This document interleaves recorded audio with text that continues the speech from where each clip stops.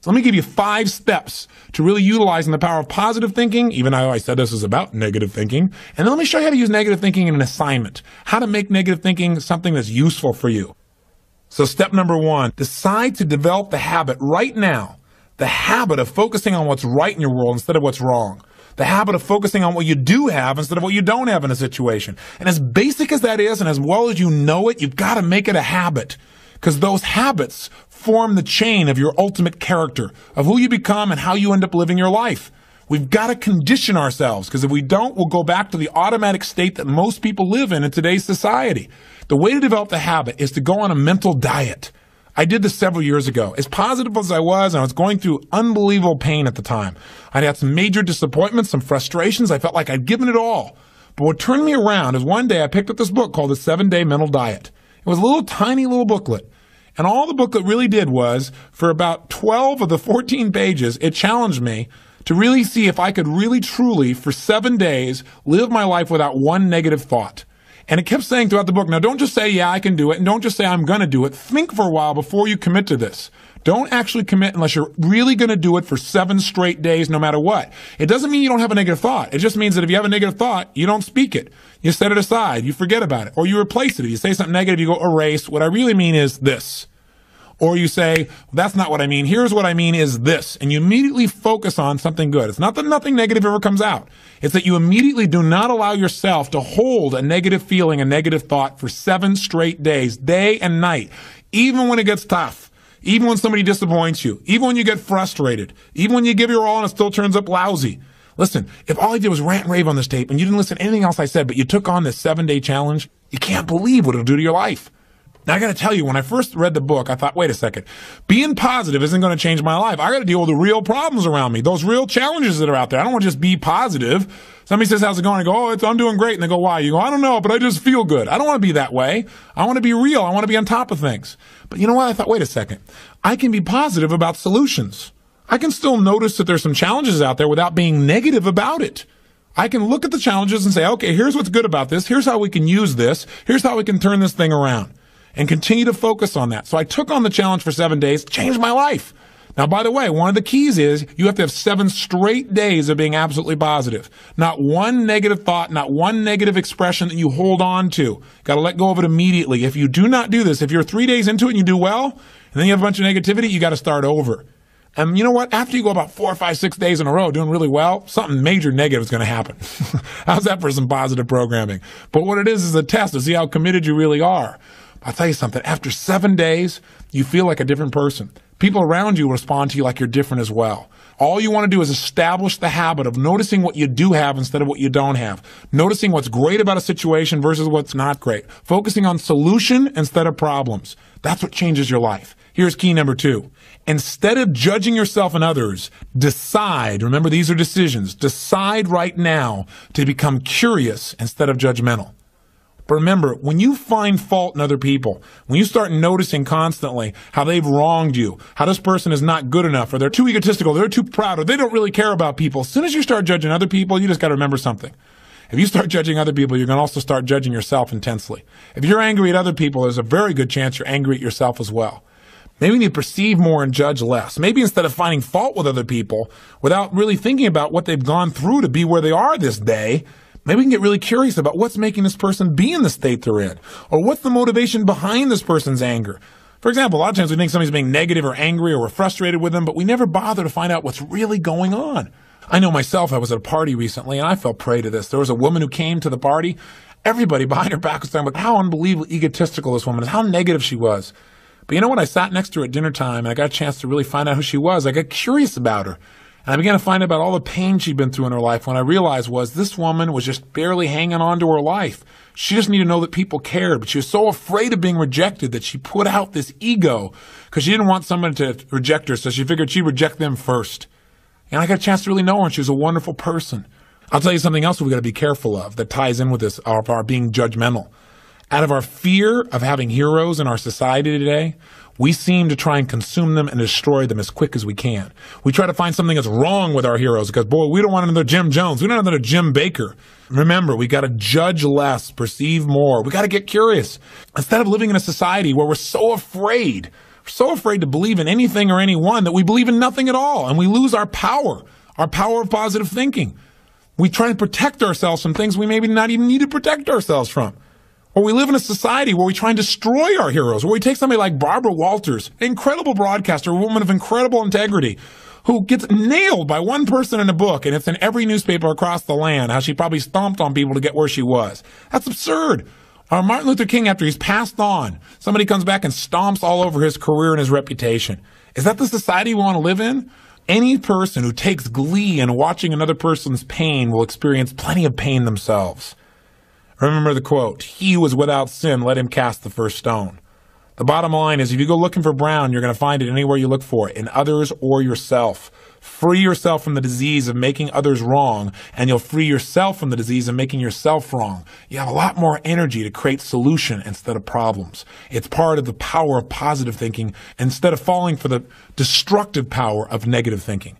If you want to get curious, just ask yourself, what do I like about this person? Wonder what's going on with this person that would make them feel this way. How could I help this person? As you ask these kinds of questions, you may learn something about how human beings operate, about their motivations, maybe even some things about how to support yourself as you try to support others. Remember, get curious instead of judgmental. Here's key number 3. If you really want to develop the power of positive thinking as a habit, as a lifestyle, as a strategy for success, then decide right now to find something to appreciate from any seemingly negative person or situation. And develop the habit of giving compliments. See, if you really want to have some more positive feelings in your life, you got to keep focusing on what's right. You got to get curious. And most importantly, you got to find something to appreciate even in the tough times. Because in reality, as we've talked about so often before, the toughest times in your life sometimes provide you with the real resources to change your life. So what we've got to do is find something to appreciate. Not someday when things work out. We got to appreciate where we are right now. And this is something I talked to my daughter Jolie about today. Because she's in an experience today where I thought, well, gosh, she's not being very positive. And I'm going to talk about positive thinking. Because she came in to see me and she's feeling really sad. She's feeling really down, feeling really frustrated. And you know what her problem is? Her problem is she tried out and won the right to be amongst 3 girls who danced in the Electric Light Parade at Disneyland. And that was about 3 or 4 months ago. She's been going there after school every day, driving from San Diego up to Anaheim, burning herself into the ground, getting up and going to school to be a straight-A student still, and trying to visit with her family and her boyfriend. And she found herself maxing out. Now think about her problem. Her problem is that she gets to be at Disneyland and fulfill a childhood fantasy. Her problem is that she loves her family and wants to be with them as well. Her problem is she loves to be at school and really do that. Her problem is she has so much abundance that she has to figure out how to get it all in one day and she can't do it. And she's physically burning out. That's her problem. And you know what? She says, gosh, I want to be home. I want to be with you guys and all these things. I don't want to miss out on all this great time we have together. I want to be with you guys. I said, but honey, look what you're doing. She goes, yeah, I don't want to miss out on Disneyland either. I don't want to miss out on my career and what I'm doing and what's going on. What's the problem?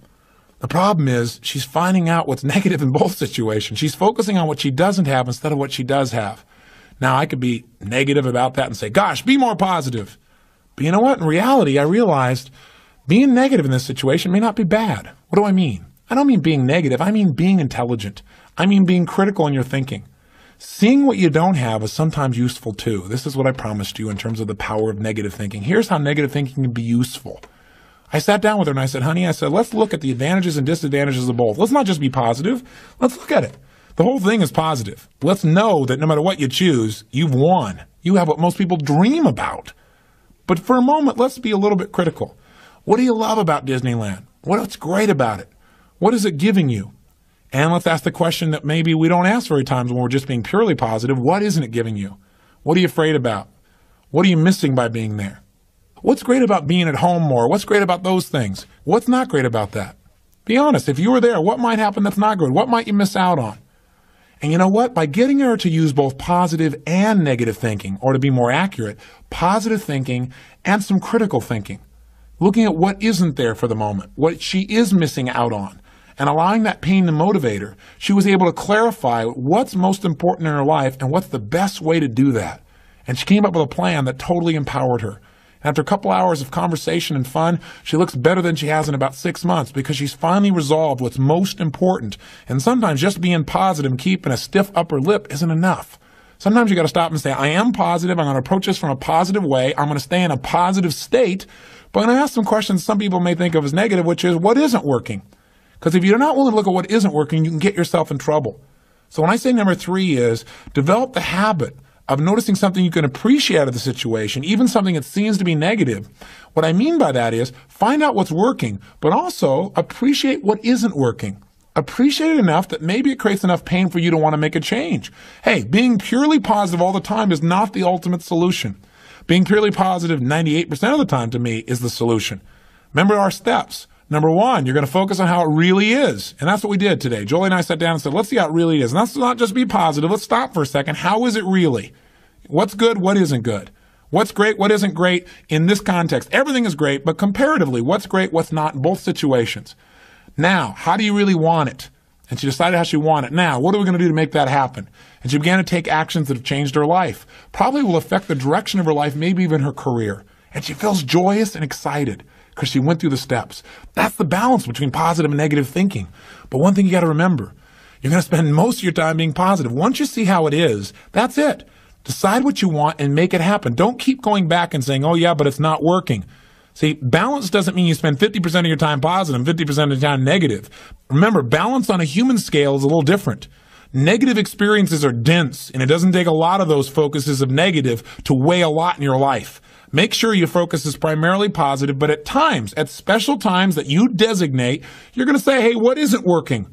And allow that pain to drive you to do something that's very positive. That'll change your life. Here's key number 4. Decide not to be perfect. You say, what? I said, decide not to be perfect. One way to make sure you're negative is always trying to be perfect. Because you know what? You're always going to notice you're not. Because you're this thing called a human being.